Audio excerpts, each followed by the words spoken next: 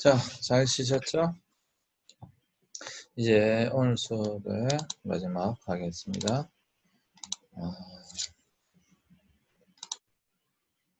네, 앞 시간에 했던 내용들이고요. 미국 정신의학회에서 정한 공황장애의 진단 기준을 봤고요. 네, 임소공포증이라고 하는 것이 있는데, 공황장애의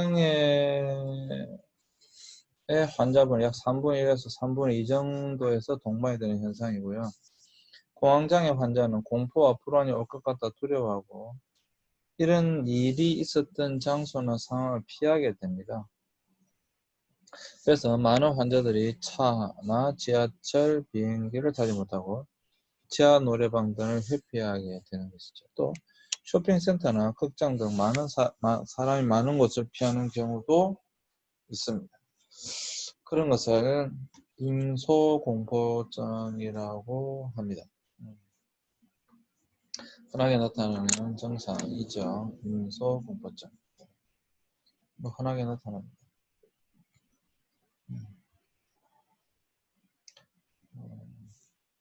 자, 여기까지 했고요.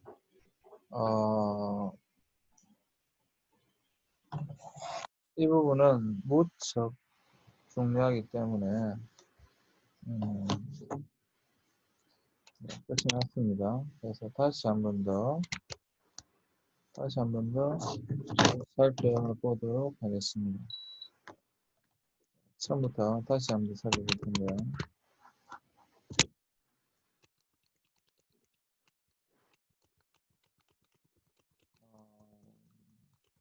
공황장애는 굉장히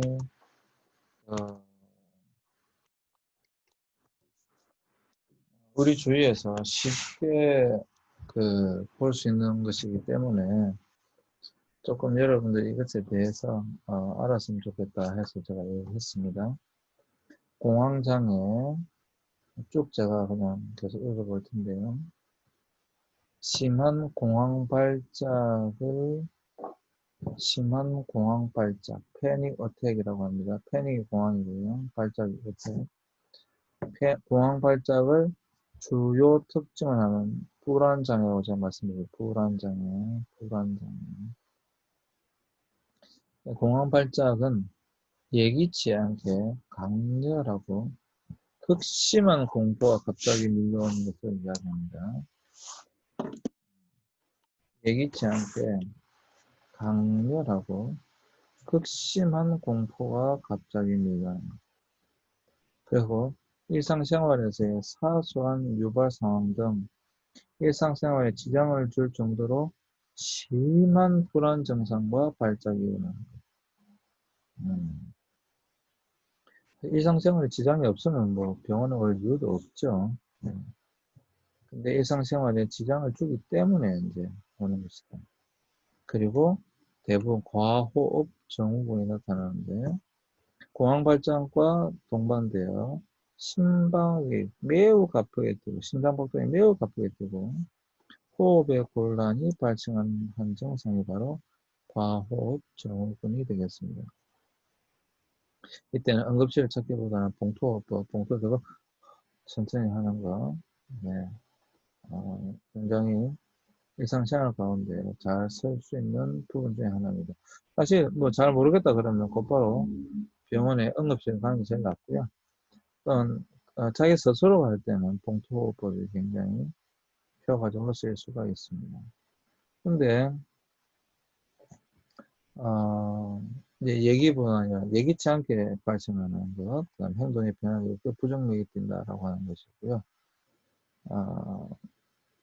자, 여기서 DSM-5, 공황장애 진단받기 위해서는 어떤 게 필요한데, 자, 다음과 같은 증상 중 4가지가 10분 이내에 나타나는 것을 공황발작이라고 한다 했습니다. 그 내용이 보면, 오늘 한 것과 조금 차이가 있죠. 거의 비슷합니다. 근데 가슴이 떨리거나 심장박동수의 증가, 땀이 많이 나오고, 손발 또는 몸이 떨리거나 흔들리고, 숨이 가빠지거나 지식이 오고, 실시할 것 같은 느낌이 들고, 가슴이 아프거나 압박감이 오고, 메스껍거나 뱃속이 불편하고, 어지럽거나 불편하며 어지러우면서 약간의 현기증이 나거나 현기증이 나는 것이고, 추울 것 같은 느낌이 들고, 지각의 이상, 마비되거나 따끔따끔한 느낌이 들고요. 몸에서 열이 오르거나 오한이 나는 경우, 비현실감 혹은 이인증, 자기 자신을 분리된 같은 느낌이 들고, 미쳐버릴 것 같은 두려움에 대한 제어가 상실될 때, 이러한 것들이 나타날 때, 4가지 이상, 10분 이내에 나타날 때에 공황발작이라고 한다. 라고 하는 것입니다. 자, 다음 중 한 가지 이상의 증상 한 달 이상 경험해야 하는데, 이게 뭐냐면, 공황발작에 대한 지속적인 염려 및 공황발작의 후유증, 정신 이상이나 심장 발작에 대한 걱정, 그리고 공황발작과 관련된 현저하게 부정적인 행동 변화, 상황을 회피하는 행동 등이 일어날 때 이런 것을 공황발작이라고 한다라고 하는 것입니다. 그래서 공황발작이냐 아니냐라고 하는 것은 보면 분명히 알 수 있고요. 또 아닌 경우라도 병원에 들어가면 정확하게 진단을 받을 수 있기 때문에 네. 합병증은 공황장애 주로 동반되는 합병증이 제일 일반적인 우울증이 되겠죠. 우울증은 대부분 공황장애가 온다고 보면 될 것 같고요. 그 다음에 이제 알코올 의존증. 어디에 의존하게 되는데 주로 알코올이나 사람에 의존하게 된다라고 하는 것이죠. 왜냐하면 알코올은 신경 안정제와 같은 성격을 가지고 있기 때문에 그렇다. 그래서 알코올 중독에 걸리는 경우가 생긴다라고 하는 것이고, 공황발작이 일어나는 것을 무서워하다 보면 공황장애가 더 심해져서 다른 사람에게 의존적이 된다. 다른 사람에게 의존적이 된다. 그리고 상황 자체를 지나치게 회피하게 된다. 이런 문제가 발생하는 거죠. 또 강박증적인 어떤 증상이 나타날 수 있어요. 그러니까 공황발작이 일어나지 않을지 자신을 끊임없이 감시하는 강박증이 주된 강박증세가 나타난다. 그래서 자신이 그걸 감시하고 있다는 사실 때문에 또 그 감시의 대상이 되는 생각이 자기 머리에 꽉 메우는 경우도 많다. 이로 인해서 오히려 증상이 더 심해지기도 하고요. 광장공포증, 사람 많은 곳에 못 가는 거죠. 또 스트레스에 인한 습식장애, 이러한 것들도 나타난다. 라고 하는 것입니다.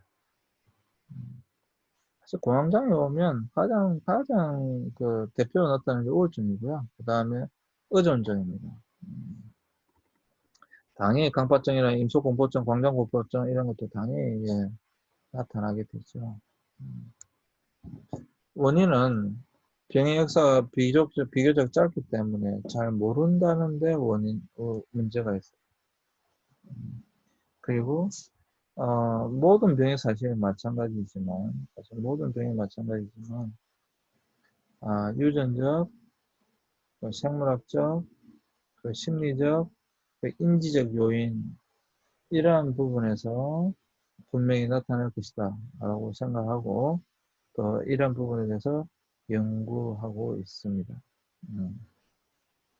그리고 세균이나 어떤 바이러스 감염과도 분명히 연관이 있다라고 보여집니다. 근데 딱 이것이다 라고 하는 것은 아직까지 나와 있지 않다라고 하는 것이죠. 그래서 이제 치료는 계속 제가 이 수업을 하면 계속 말씀드렸는데 항우울제나 항불안제 같은 약물을 복용하면 대부분 호전됩니다. 대부분이 호전이 됩니다. 그래서 그런데 호전이 되는데 약물 치료만으로 100% 완치되는 경우는 흔하지 않다는 거예요. 그래서 여기에 필요한 것이 바로 약물 치료와 더불어 인지행동 치료를 권하는 것입니다. 그것 때문에 우리가 이것을 배우고 있는 것이고요. 그래서 공황장애는 내가 죽거나 내가 심장이 멈추거나 그러지 않다라고 하는 거예요. 평소에 내 자신이 건강하다는 것을 확실히 인지하는 것이 인지행동치료의 첫 과정입니다. 그러니까 공황장애를 가진 사람이 심장마비에 걸릴 확률은 일반인과 똑같다라고 하는 거예요. 별 차이 없다라고 하는 거예요. 병원 검사에서 몸에 아무 이상 없이 공황장애라면 마음가짐이 무엇보다 중요하다는 겁니다. 병원에 가봤더니 심장이 아파서 가봤어요. 숨을 못 쉴 것 같아서 가봤어요. 심장에 아무 문제가 없어요. 그렇다고 한다 이건 뭐라고요? 아, 이 사람은 숨을 못 쉴 것 같은 그러한 것은 바로 심장에 문제가 있어서가 아니라 공황장애 때문에 그렇구나 라고 우리는 이제 판단할 수 있는 것이죠. 그래서 치료에서 가장 중요한 것은 바로 취미생활. 근데 이 취미생활도 시간이 가는 줄도 모르게 하는 취미생활이 굉장히 좋다.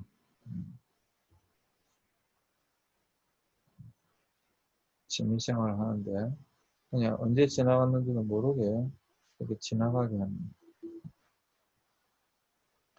그러한 것이 굉장히 좋다.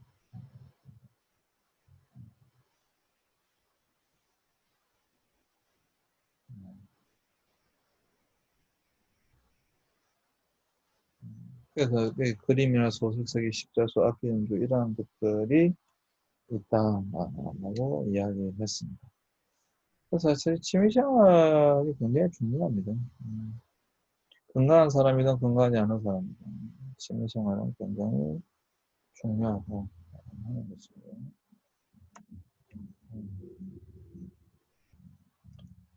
그래서 인지행동 치료는 공황장애는 인지행동 치료가 효과가 있으면 아름백을 통해 입증되어졌는데 정신치료 접근도 효과가 있다. 인지행동 치료를 예를 들자면 버스 타는 것에 공포를 느낄 경우 그 버스를 계속적으로 타면서 내가 아무것도 무서울 게 없다는 것을 인지시켜주는 것이 필요하다고 하는 것이죠. 그러니까 실제로 인지행동 치료하면서 지렁이가 무서우냐, 지렁이를 만질 수 없느냐, 무섭냐, 이렇게 물어봐가지고 실제로 그 강의실에 남학생들 보고 지렁이를 좀 이렇게 파오라 그랬어요. 마침 비도 오고 해서. 실제로 지렁이를 많이 파왔습니다. 몇 마리가 계속 움직이잖아요. 특별히 여학생들이 이제 그런 경우가 많죠. 그래서 이거 지렁이를 한번 만져보라 그랬어요. 지렁이를 만져보라. 지렁이를 만져보면 지렁이가 굉장히 찬 동물이죠. 그냥 아무 느낌이 없잖아요. 지렁이를 만져보라 그러면. 지렁이가 우리 사람한테 위해를 가는 것도 아니니까. 그러니까 인지행동 치료가 그런 겁니다. 실제로 해봄으로써 많은 경우는 해소가 되죠. 이 사람이 이제 버스 타는 것에 공포를 느끼게 말했던 이유가 있었겠죠. 근데 그것을 계속적으로 해봄으로써 이게 무서울 게 없구나라고 하는 것을 스스로 인지시켜주는 것이 굉장히 중요하다라고 하는 것입니다. 이제 인지행동치료의 그 스키마, 틀을 바꿔주는 거잖아요. 그래서 이제, 지속적으로 그렇게 함으로써 도움이 되는데, 인지행동치료에서 가장 중요한 것은 인지지역 구조화. 계속 말씀드렸죠? 인지의 왜곡을 교정해야 됩니다. 그걸 인지재 구조화라고 합니다. 인지의 재구조화가 필요하다. 그리고 공황장애를 앓게 되면 대부분 재앙화 사고, 그 다음에 과대화 사고로 고통을 겪게 되는데, 과대화 사고가 조그만 것을 크게 한다는 거죠. 이번에는 공황 발작을 경험하고 간신히 살아남았지만, 다음에는 공황을 경험하면 그때는 정말 죽을지도 몰라라고 하는 식의 사고가 있더라고요. 재앙화 사고는 내가 공황장애 일으켜서 다른 사람들 앞에서 망신을 당하면 나를 얼마나 우습게 볼 것인가. 내 인생은 공황장애로 이미 끝났다라는 식의 사고, 이런 재앙화 사고라고 합니다. 이러한 인재 재구조화가 필요하다. 그렇지 않다라고 하는 것이죠. 그렇지 않다.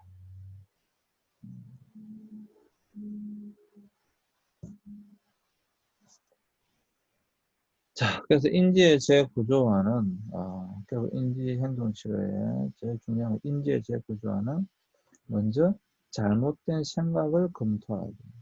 그 다음에 자동적 사고 찾기. 이게 뭐 계속 제가 앞선 시간에 말씀드렸던 부분이에요. 자동적 사고 찾기. 그래서 잘못된 인지, 왜곡된 생각, 비합리적인 신념은 개인의 의식 수준 밖에서, 그냥 무의식 세계에서 발생한다라고 하는 거예요. 무의식적으로 작용한다라고 하는 거죠. 그러니까 그게 자동적 사고죠. 예. 그리고 공황장애를 가진 사람들이 가지고 있는 자동적 사고 내용의 핵심으로 신체 감각을 파국적으로 해석한다. 그리고 공황 발작을 초래하는 것은 자동적 사고에서 나온 것으로 이것이 타당한 생각인지를 파악하도록 한다. 어쨌거나 인지의 재구조화에서 첫 번째는 잘못된 생각을 검토해야 되는데 여기에 자동적 사고, 자동적 사고, 자동적 사고. 왜 그렇게 생각이 드는지 그 자동적 사고를 찾아내야 됩니다. 숨겨져 있는 왜 그 사람이 그렇게 생각하게 되어졌는지 왜 그렇게 생각할 수밖에 없는지를 이제 찾아 들어가야 되는 것이죠. 그리고 파국적인 생각의 증거를 찾아야 되고 이러한 파국적 생각에 대한 대안을 찾아야만 합니다.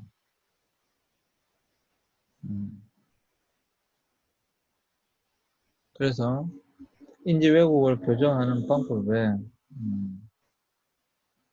가슴이 지금 두근거리는데 공황 증상으로 이게 대해서 자동적 사고가 어떻게 되느냐 심장마비가 오는구나 죽는구나 의식을 잃는구나 공황이다 아주 자동적으로 나타나는 이 사고를 대해서 인지의 재구조화가 필요한데 어떤 인지의 재구조화가 필요한가 여기서 인지적 오류는 치명적 상태로 파국화되고 공황이라고 미리 단정하고 위험 가능성을 과대평가했죠. 이것에 대하여 가슴이 두근거리는 공황 증상에 대하여 대안 사고로서 내가 불안해서 긴장했구나. 무슨 일로 내가 흥분했지? 심호흡하면서 마음을 가라앉히자. 이게 이제 타당한 대안 사고다라고 하는 겁니다. 타당한 대안적 사고. 사실 여러분 보세요. 그냥 가슴이 좀 두근거렸어요. 근데 심장마비가 오는구나, 죽는구나, 의식을 하는구나, 공황이다. 이게 이제 공황장애를 갖고 있는 사람의 특징인데, 이것에 대하여, 내가 불안해서 긴장했구나. 무슨 일을 흥분했나? 심호흡하면서 마음을 가라앉히자. 이렇게 공황장애를 앓고 있는 사람이 이런 현상이 나타났을 때 이렇게 생각할 수 있으면, 이거는 뭐 거의 치료가 된 거죠. 이렇게 대안적 사고를 할 수 있도록 이제 해야 되는 거죠. 그게 뭐 인지행동치료입니다. 그리고 이제 운동은 뭐 계속 말씀드리지만 모든 부분에서 정말 좋은 것이다. 그리고 약물 치료도 필요하다. 약물 치료를 하는 것을 두려워할 필요가 전혀 없다. 그런데 약물 치료가 안타깝게도 부작용이 나타날 수가 있다. 그리고 공황을 극복하는 6가지 지침. 제가 이미 말씀드렸죠. 공포를 예상하고 받아들여요. 공포가 다가오면 멈춰 기다리면서 내버려두라. 지금 현재 당신이 할 수 있는 일에 집중하라. 당신의 공포 수준을 10점 척도로 평가하면서 그 변화의 양상을 지켜보아라. 공포와 함께하며 공포를 견디는 성과를 인정하라. 공포가 또다시 와도 올 수 있다는 것을 예상하고 받아들여라. 이것이 바로 공황을 극복하는 6가지 지침이다 라고 하는 것입니다. 자, 이것은 여러분들이 꼭 기억해 두셨으면 좋겠어요. 공포를 예상하고 받아들여요. 공황을 극복할 수 있는 방법입니다. 공포를 예상하고 오히려 받아들여요. 공포가 다가오면 멈추어 기다리면서 내버려둬요. 왜냐면 이게 오래 가지 않으니까, 오래 지속되는 건 아니니까. 그리고 지금 현재 당신이 할 수 있는 일에 집중하라. 당신의 공포 수준을 10점 척도로 평가하면서 그 변화 양상을 지켜봐라. 그리고 공포와 함께하며 공포를 견뎌낸 성과를 인정해라. 분명히 그 공포를 견뎌낸 어떤 성과가 있을 거 아니에요. 그러니까 공포와 오히려 함께하면서 공포를 견디는 성과를 인정해라. 그리고 공포가 또다시 올 수 있다는 것을 예상하고 받아들여라. 공포가 또다시 올 수 있다는 것을 예상하고 오히려 받아들여라. 그러면 이 공황을 극복할 수 있다라고 하는 거예요. 이건 꼭 좀 기억해 두세요. 그리고 혹시 주위에 어려운 당황 있으면 물론 인터넷 찾아보면 다 나오지만 그래도 상담해 줄 때 이건 굉장히 필요합니다. 공포를 예상하고 받아들여라. 공포가 다가오면 멈추어 기다리면서 내버려 두어라. 지금 현재 당신이 할 수 있는 일에 집중해라. 당신의 공포 수준을 10점 척도로 평가하면서 그 변화 양상을 지켜봐라. 공포와 함께하며 공포를 견뎌낸 성과를 인정해라. 공포가 또다시 올 수도 있다는 것을 예상하고 오히려 받아들여라.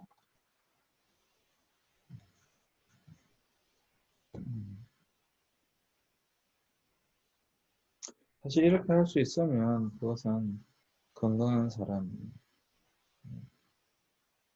이렇게만 할 수 있으면 건강한 사람이에요. 공포를 예상하고 공포를 받아들일 수 있다. 공포가 다가오면 오히려 내버려두는 거죠. 왜 금방 지나갈 테니까. 그리고 지금 현재 당신이 할 수 있는 일에 집중하라. 당신의 공포 수준을 10점 척도로 평가하면서 그 변화 양상을 지켜보라. 공포와 함께하며 공포를 견디는 성과를 인정해라. 공포가 또다시 올 수 있다는 것을 예상하고 오히려 그것을 받아들여라.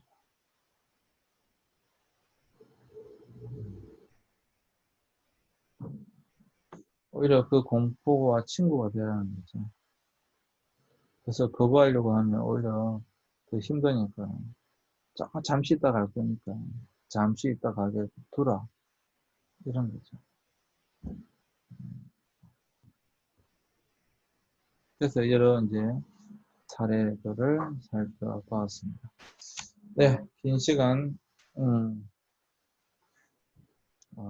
공황장애와 인지행동 치료에 대해서 살펴봤습니다. 이것이 여러분들에게 실제적으로 도움이 되어줬으면 좋겠고요. 또 주위에 굉장히 흔한 병이니까 주위에 이런 질병을, 이런 것을 병을 앓고 있는 사람이 있다고 한다면 여러분들이 도와줄 수 있는 그런 여러분들이 되어줬으면 좋겠습니다. 네, 오늘 수업 이것을 마치겠습니다. 감사합니다. 수고하셨습니다.